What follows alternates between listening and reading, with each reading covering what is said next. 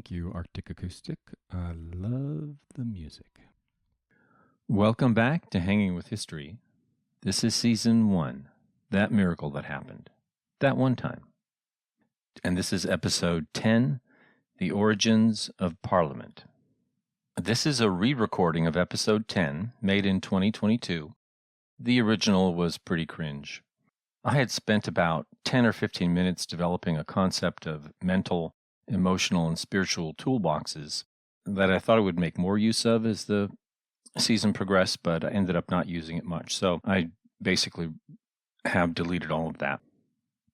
If you want to say anything about this re-recording, email me at hangingwithhistorypodcast@gmail.com.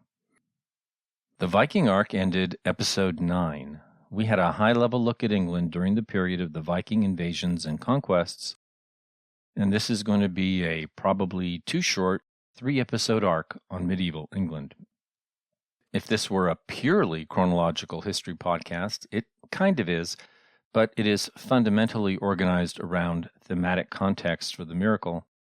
Then we would cover the consolidation of the Norman conquest, William's final Danegeld, and the Domesday Book, which was a census of land taxable by the king, compiled in 1086. The Domesday Census, a primary source document without par, found that 9% of the population of England were slaves. It's the late 11th century, and there are still lots of slaves. That would have to stop, because William and much of the new Norman aristocracy found slavery deeply troubling in the Catholic Christian complex of ideas at the time, and so they ended it. Our information about the slaves is pretty limited. As far as I can tell, they just became part of the lowest class of laborers on farms, with obligations to labor for their lords for about a third of the year. Oh, so now there are only 1/3 slaves? Okay, that snarky voice is Nightrider. She's very strong on cognitive biases and a longtime friend of the show. Slavery in the Middle Ages is pretty complicated. The word slave itself doesn't tell us much during this time period.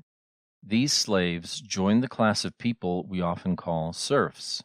Some prefer the term vilain, which just means villagers, even more generic, because even serfdom is a very varied status that meant different things in different places and times. Max Weber provides the classic simplified description. A slave had no free time except what they were granted, and no rights to associate, most critically to marry and raise their own children, except as they were granted permission. A serf could count on some free time, mainly to work their own plot, and could marry who they wished and raise their children, though they often had to get their lord's permission to wed. Even so, though this permission might be more perfunctory and simply involve a fee. I was about to say a small fee, but while it may have been small to a lord, it might be a large fee to a serf, kind of like buying a diamond wedding ring today.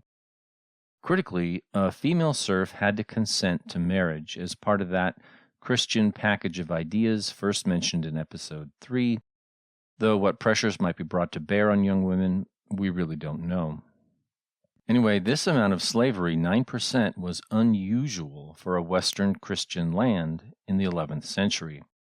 Another thing about the Domesday Book is the undercount of free peasants, especially in the Midlands and the North. These people were of less concern to the royal administration of the time, but we do see England as different, more freedom, more slavery. Paradox and contradiction again. And finally, the Domesday Book, which, again, nothing like it is available for any country on the continent, lists the holders and values of land pre-conquest and in 1086.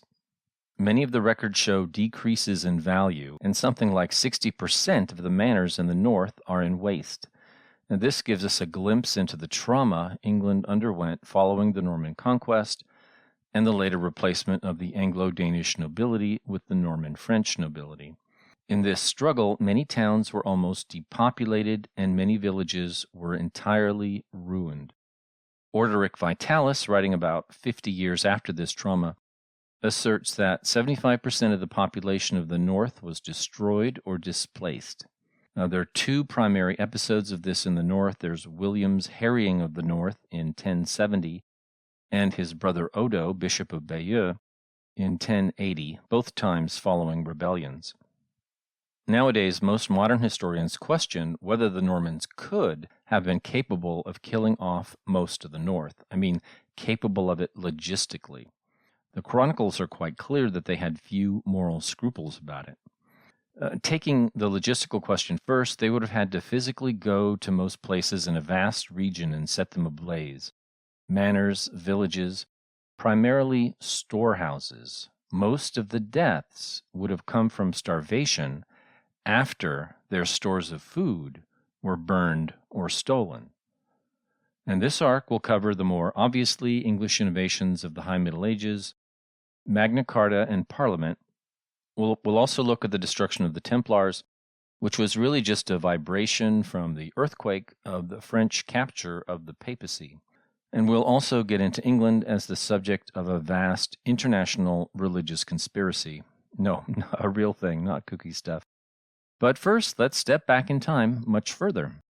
At the beginning of the Bronze Age, Britain was lightly settled with fewer people on the whole island than just the city of Uruk in Mesopotamia and its near neighbors. Britain was very much on the periphery of human habitation, and this relates to Emmanuel Todd's thesis that a peripheral area like Britain would be less culturally evolved than areas densely populated for long times and culturally closer to original Homo sapiens, as discussed in Episode 3. Now, if I skip ahead 3,000 years to the Roman colony of Britain, we have a strange situation. Rome devoted about 10% of its land forces to Britain for about 300 years, but Britain was one of the least significant colonies economically. The whole enterprise made no financial sense for Rome. Britain is just difficult to defend when armies bigger or better or both can just sail over from the continent with ease. And it all ended in 407 AD when the legions of Rome left Britain. Though details aren't clear, the natives seem to have expelled the rest of the Roman administration 2 years later in 409. Then we see another unusual thing outside the European pattern. Britain entered a period of 150 years of independence until the Anglo-Saxon conquest. The independence from Rome was unique, but so is the way it happened. I'm going to rely on Paul Johnson's interpretation of this time for those of you playing along at home. The British actually asked Western Roman Emperor Honorius to revoke, I'm going to use a Latin term here, revoke Lex Julia Divi Publica for Britain. This was the bedrock statute of the Roman Empire. It forbade all citizens from carrying weapons unless hunting or traveling. It basically enshrined the supremacy of the Roman state by giving the state a monopoly of armed violence. And they got a positive reply. You can have swords, bows, spears, and armor. You can go your own way and defend yourselves. Oh God, did you just introduce a gun control issue into the podcast? No. Guns didn't exist. I mean, a partisan could try making an argument from the Roman obsession over controlling weapons and the subsequent decline in freedoms, economic and intellectual stagnation, and the moral decline we see in the Roman Empire, and the still brutally oppressive, unified sword and cross society that evolved out of it. But there's not great evidence for that, and history rhymes rather than repeats. And gun control is one of those closed minds, skew lines type issues where no one will ever change their minds. My side is good and smart, and yours is irredeemably bad. Okay, yeah, so Britain was given independence and allowed self-defense. This is absolutely unique. We have to, set this aside and point to it as another way that Britain is very, very different. No other Roman province followed this path to independence. Independence wasn't due to conquest by outsiders, but independence achieved by law. And this kicked off 150 years of independence, an independent church with its own ideas, its own missionary activity, its own indices of success and failure, its own Pelagian ideas of free will and the vital importance of human action in the world. And some say this would be an early example of what made Britain special. Was it all, or was there anything downstream of this? The Joseph of Arimathea myth, assuming it is a myth, was born at this time or reflecting upon it later. And whatever the truth about the details of this, and historians don't agree, when people look back on this period from the perspective of the 15th and 16th centuries, they could see and feel themselves something special, something unique, something better than those people on the continent. This is one example of how the mental, emotional, and spiritual toolbox can be filled with something that might not even be real. And there's an even bigger example, Parliament itself. Usually this story is told after the story of Magna Carta, but thematically I think it belongs here. Parliament gradually evolved out of the royal councils required by Magna Carta, which they were already having anyway, of which we'll talk about in episode 11. By 1325, it grew beyond just magnates and nobles. The shires and the boroughs were required to be represented, and this is going far deeper into society than before. It's not until 1376 that we see Parliament angrily and self-righteously taking on a corrupt, incompetent royal administration. A little before that, we see a crown in extremis sharing the national accounts, the revenues and expenditures with Parliament to prove they could not go on without more money. And there, completely normally, it's doing what we normally think of Parliament doing. Nothing to see here, barely even a part of history. It's daily routine. Except it was the first time. And there was not conscious innovation at work here. I mean, it was innovation, great innovation. The future prosperity of the world may well have depended upon it. You have a category of innovation which is not conscious innovation? But it was not conscious innovation, some new thing the people in Parliament had to do to solve a crisis. People believed things had always been done this way. And I know this sounds impossible, but there was a lie that everyone believed. What are you talking about? A funny document, serious but deeply weird, called Modus Tenendi Parlementum, was written in 1321. It took a while for it to be popularized, but it became widely read by the people who could read, and this would have been about 70% of the yeoman class. It's a document about the ideals of Parliament, what it is for, what powers it has, and what its procedures are. And that's fine and unremarkable. Good on the anonymous author, too, for sitting down and tackling those issues. Ideals, purpose, policies, and procedures. It's good planning to do that before a crisis. Good to plan before a crisis comes. I wonder what makes me have that thought. You're not weird yet. What's the lie? But the deeply weird thing is that the document does not say things like, Parliament should do this, or Parliament ought to involve itself under these circumstances, or Parliament's procedures should follow this plan. Instead, it uses language like, Parliament does this, Parliament has always done that. You see the difference from should do something and always does something, and always has done? It's not normative, it's claiming to be descriptive. It's not a mere grammatical difference, it's an assertion about reality that was not true.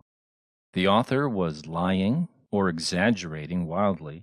He was seizing the intellectual high ground of the Middle Ages. This is how things have always been done. We don't know for sure what he or she meant or why he chose to write it this way, but we do know it was widely read, widely circulated, and pretty soon Parliament in practice did correspond with its theories. It was banned and then read all the more. The author's fantasy, if that's what it was, became reality, and its ideas were considered pretty radical by the royal administrations, but their attempts to ban possession of the work may have strengthened its hold on people's mental toolbox. Is that weird enough for you? Weird enough to be a small miracle on its own, a eucatastrophe, if you will? Parliament and its powers, unlike representative bodies everywhere else, did not become an open political issue until it had been long established as a foundational part of the political landscape. This genie could not be put back in the bottle, unlike all the others. There were other parliaments elsewhere? Yes, historians usually say that the church helped establish them deliberately to increase its influence. It started with urban centers getting self-government. In France, there were 16 established urban centers with self-governing under charters by the end of the 11th century, and over 100 by the end of the 13th. Kings and nobles would give up some of their rights over towns in exchange for revenue. McCloskey summarizes it as, quote, "You leave me alone, I'll make you rich." The bourgeois bargain. This led to the Estates General in France from 1302, matching the English timeline pretty well, but the Estates General were suppressed in 1614. Divine right monarchy. The Cortes in Castile had an even earlier start, but became a rubber stamp by the 16th century as Spanish monarchs deliberately and successfully reduced the power of the middle class. Castile hobbled itself that way. It's quite an astonishing policy choice. But actually, on a global scale, it was the normal choice for powerful, secure autocracies. And Aragon and Catalonia also had older parliaments but lost power under Castilian monarchs. The Riksdag in Sweden started in 1435, but lost most of its power in 1634. Divine right monarchy, baby. A terrible idea that flourished, but believe it or not, even that is a controversial statement. There were Republican city-states in Italy. Venice, Genoa, and Florence might be the ones best known to listeners. It's an interesting question why these places were not the source of the miracle. They had a lot of advantages that we will see were possessed by the Dutch republics in England. They had governments that actively supported increasing commerce. They had a high amount of social cohesion deriving from a greater amount of inclusion by a greater number of people in civic life. More wealth, more broadly distributed. And this can translate to better morale on the battlefield and at sea, social mobility that allows you to benefit from the talents, energies, and skills your people have to a far greater degree than a noble monarchical society can. In other words, the republics are better person for person. Agricultural productivity can be higher, problems in governments can be addressed faster, all other productivity can be higher. As in manufacturing, they can innovate and they can be better at war. So why didn't we see the miracle from the Italian city-states? I mean, surely they were richer and have the potential for the miracle. They were the richest in Europe until the Flemish passed them by. But, well, they had a religion problem. They never had the Reformation to drive mass literacy, so no impulse to mass education. And when the Protestant countries were experiencing the benefits of seizing church lands and telling people to think for themselves, the Italian city-states were experiencing the Counter-Reformation. Severe top-down repression, gather wood, boys, time for a burning, and even tighter church control killed off the Italian Renaissance, which had so much potential. Too much centralized power, political/religious violence, too much thought control. They killed off free speech and crippled themselves. Now, other people will point out that the Italian church was sort of reformed already. It was just not as bad as the church in Germany and Scandinavia and didn't generate that kind of hard reaction against itself. I'd still like to visit Italy sometime. It seems like a beautiful country. All right, back to England, more on Italy later. England was left with a parliament which was increasingly becoming more broadly representative, a counterweight to all the bad tendencies monarchs are prey to. They are prey to bad tendencies, which operated under a number of wise, practical principles and was so entrenched in the minds of the people that when the monarchy under James I and Charles I tried to repress them or operate without them, the monarchy failed. And Parliament got there to its indispensable condition partially through a most fascinating historic lie, a counterfeit, a mad dream that escaped into the real world and remade the world in its image. A mad dream that escapes into the world and remakes the world in its image. Seems mythological. And what else? What kicked off the drift into Parliament from the Royal Council of the King? That was Magna Carta, another special, very specifically English thing. Magna Carta wasn't the product of a mad dreamer like the Modus Tenendi Parlementum. But it was a crazy document in its own right. It was also founded on a kind of falsehood that colonized the minds of the English first, and later all Britain and then the world. But we need more time to discuss that. We have episode 11. Modus Tenendi Parlementum is actually one of several medieval documents that were forged, faked, dreamed up, we think, to improve church power, the most famous of all being the donation of Constantine, where Constantine, the highest possible choice of human authority, gives power over the Latin West to the papacy, specifically Pope Sylvester. These forgeries use the same rhetorical weapon, the claim that things had always been this way, which was the intellectual high ground.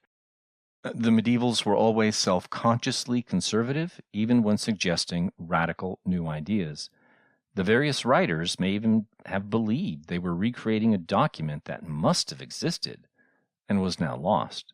The mad dream escaping into the world is Paul Johnson's vision. And for this re-recording, there won't be a Conversations with Cammie.